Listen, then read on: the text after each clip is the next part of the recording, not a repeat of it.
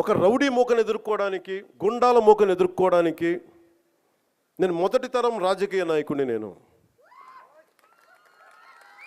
మొదటి తరం రాజకీయ నాయకుడిని. మా నాన్న ముఖ్యమంత్రి కాదు, మా నాన్న కానిస్టేబులే. నాకు 10 మంది తెలియదు. ఈ వేదిక పైన ఉన్న పెద్ద అధికారులు, ఐఏఎస్లు అంటే నాకు భయం వేస్తుంది. నాకు పెద్దది, ఇంకా నేను చిన్న ఉద్యోగ కొడుకుని కదా. మా నాన్న ఏం చెప్పాడు, చిన్నప్పుడు వచ్చారు, దొరగారు వచ్చారు, ఇంట్లో నుంచి భోజనం పంపించాలని చెప్పాడు. మాకు ఐజీలు అంటే దొరగారు మాకు, మా ఇళ్లలో. ఈ రోజుకి ఇన్ని కోట్లాది మంది నన్ను గుండెల్లో పెట్టుకున్నా, కేంద్ర స్థాయిలో నాకు పరిచయాలున్నా, నాకెప్పుడు అధికారులు పెద్దవాళ్ళే. నాకు లోపల అంత గౌరవం ఉంటుంది నాకు. కానీ గౌరవం నిలబెట్టుకోవాల్సిన అవసరం కూడా అధికారుల మీద ఉంది. ఎందుకంటే నేను ప్రజల కోసం పనిచేస్తాను.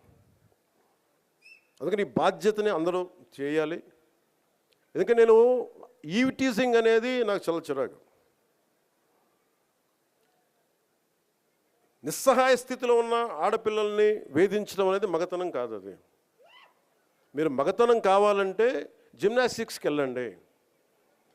మీరు మగతనం ప్రూవ్ చేయాలంటే దేశం కోసం ఒళ్ళొంచి ఆర్మీలో జాయిన్ అవ్వండి. ఆడపిల్లల్ని ఏడిపించి అది మగతనం అంటే తొక్కి నారత్తిస్తాం, పిచ్చ పిచ్చ వేషాలు వేస్తాం. ఎందుకంటే ప్రతి ఇంట్లో ఆడపిల్లలు ఉన్నారు. తల్లి లేకుండా మనుగడ లేదు సృష్టిలో.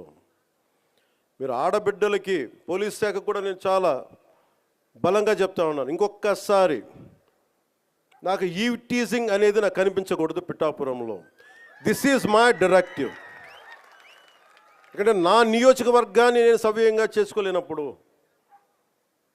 నా నియోజకవర్గాన్ని నేను సరిగ్గా కాపాడుకోలేను, నా డిప్యూటీ ముఖ్యమంత్రి పదవి దేనికి, అధికారులు ఉండడం దేనికి? నేను చాలా స్పష్టంగా ఉన్నాను ఈ విషయంలో. వీళ్ళను కొడితే క్రిమినల్స్కి కాస్ట్ లేదు, గుర్తుపెట్టుకోండి. తప్పులు చేసి కులాల వెనక దాక్కుంటే బయటికి తీసుకొస్తాం, గుర్తుపెట్టుకో. కులాల వెనక దాక్కోకండి. వాళ్ళు క్రిమినల్స్కి కులం లేదు, ప్రజాప్రతినిధులకి కులం లేదు. We're very clear about it. చాలా స్పష్టంగా ఉన్నాను దాని మీద.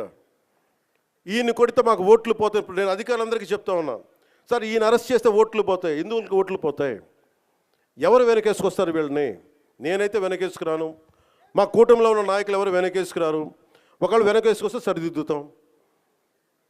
అంతేకాని నిస్సహాయంగా పవన్ కళ్యాణ్ బిడ్డలు బాగానే ఉంటారు, వాళ్ళు నాన్న రక్షించుకోగలరు. ఒక సగటు మనిషి, సగటు క్లర్క్, సగటు క్లాస్ 4 ఎంప్లాయ్, వాళ్ళని కదా సంరక్షించాల్సింది మనం.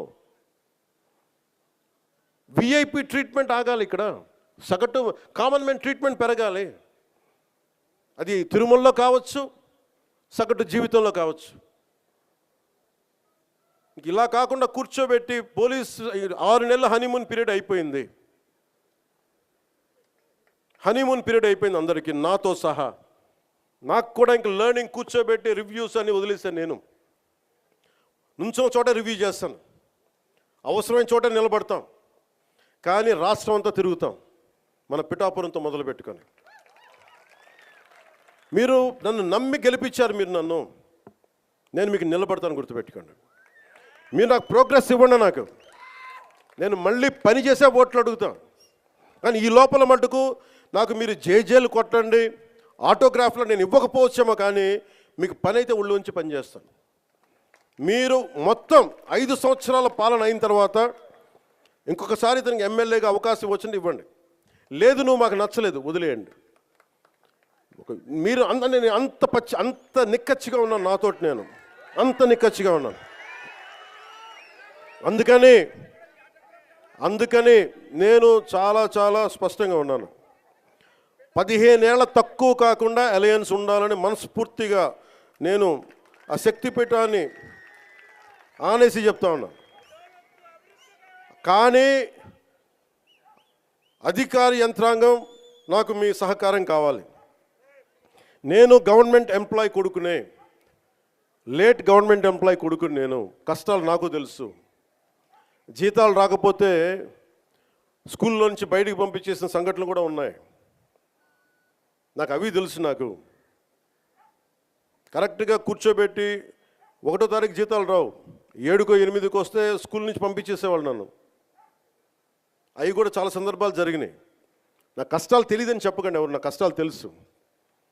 అందుకే నిన్న ఎందుకు తగ్గి మాట్లాడతానంటే కష్టాలు తెలిసిన వాడిని కాబట్టి నాకు అధికారం అలంకారం కాదు, అధికారం బాధ్యత నాకు. కానీ నాకు పిఠాపురం బాగుండాలి, నేను చాలా చాలా స్పష్టంగా ఉన్నాను. లా అండ్ ఆర్డర్ కనుక ఎవరన్నా సరే ఇష్టారాజ్యంగా ఎవరన్నా సరే ఇష్టం వచ్చినట్టు చేస్తే తొక్కి నారత్తిస్తాను ఒక్కొక్కరికి. మా ఇష్టం కుదరదట్లా.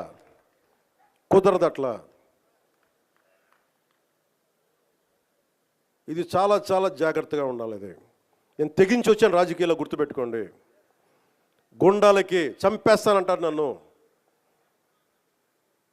మొన్న అడవుల్లోకి వెళ్ళాలంటే నక్సలైట్లు మందు పాత్రలు పెడతారంటే పెడితే పెట్టండి, పేలిపోతాను, కానీ నేను ఆపను నడక. అంత తెగించున్నాను, నేను గుర్తుపెట్టుకోండి. ఎందుకంటే నేను అభివృద్ధి కావాలి. పోలీస్ వ్యవస్థ ఏం చెప్తారు, సార్ అక్కడ వెళ్తే మీరు మందు పాత్రలు ఉంటాయి, ఇబ్బంది పెడతారు, భయపెడతారు. భయపడేవాడిని రాజకీయాల్లోకి రాకూడదు. మంచి చేయాలని వచ్చాను, నాకు భయం లేదు నాకు. అంటే ఇంత తెగించిన వాడిని ఆకు రౌడీలు కానీ చిల్లర వేషాలు వేసేవాళ్ళు కానీ నేను భయపడతానా? అందుకని చాలా జాగ్రత్తగా ఆలోచించి అందరూ దయచేసి మసలండి. ఎందుకంటే నేను తెగించానంటే మటుకు ఇంకెవరు తెగించరు, అంత పిచ్చగా తెగిస్తాను నేను.